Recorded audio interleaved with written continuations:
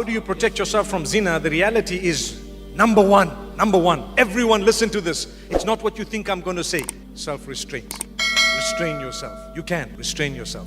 I mean, I had a 14-year-old come to me not so long ago. How do I protect myself from zina? I want to get married. Come on, be a little bit realistic. You got to protect yourself. You restrain yourself. Sabr. Come on, your day will come. When we were young, we also used to look at the opposite sex sometimes and think, when will I ever get married? Today, mashallah, we've got children of our own, mashallah. I'm sitting on about 8 children by the will of Allah. So, subhanallah, to be honest with you, you have to protect yourself. That's what sabr is all about. The reward you're going to get is for abstaining from prohibition. That's the reward. So not only your salah and your zakah, that's doing good deeds, but abstaining from bad is also a reward. So here's your opportunity, stay back. However, the hadith speaks about fasting. So you will fast. Fast every Monday and Thursday, fast 3 times a month. This will help you. Concentrate, have good company. Good company really goes a long way in protecting you from adultery. So what we need to do, subhanallah, is protect ourselves, have good company, read a lot of the Quran, go into lessons, try and expand your religious learning. Watch out how you use your phone. How you use your phone. I want to tell you something sad. Many of us feel we're in love with someone because of the phone. But the person in real life, I've come across so many who've got married as a result. A few have been happy, but a lot say, it's not who I thought it was. You know why? Today, like you have Photoshop, you also have akhlaq shop, which means somehow their akhlaq is shopped. You think that they're really amazing, and when you live with them, they ignore you. They're on the phone with someone else. And you start thinking, so don't be deceived by the phone. You know, when someone says, I love you, wallahi, so many of them are just saying it because it's just like saying, hello, hi, how are you? And you know what I love you means sometimes nowadays? I want to use you. That's what it means. I promise you it means that. Have you seen what I've said once, some time back on Twitter? I said, if people can say lol without laughing, they can say I love you without loving. And I think a lot of people caught on that. But I want to add something else today and tell you, a lot of the people say I love you and actually mean, without you knowing, I just want to use you. And because women are generally, emotionally, they get more attached. It's sometimes the youth, the young men who are abusing this attachment. So be careful.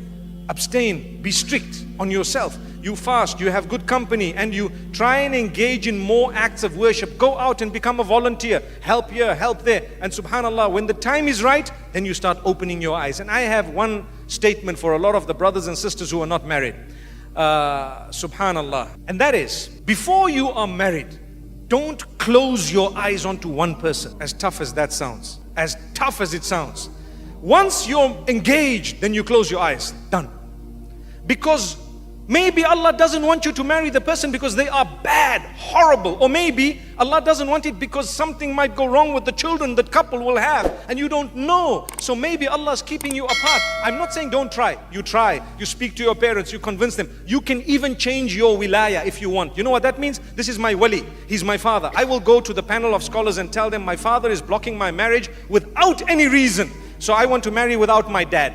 And if you qualify for that, you can actually shift that wilaya to a wali will be someone else. Who will it be? That panel of scholars in an Islamic country, you'd have the qadi or someone who would represent you as a wali. So the person becomes a wali of yours. So you need to be careful because sometimes if you do that and you know that the person you want to marry is not standing on their own 2 feet in terms of, finances and so on, you might have to come back to your family one day and they might not want you at that stage. I think most families do take you back, but why should we do that? May Allah subhanahu wa ta'ala grant us ease. So if you want to protect yourself from zina, there are steps. The hadith speaks of fasting and lowering your gaze.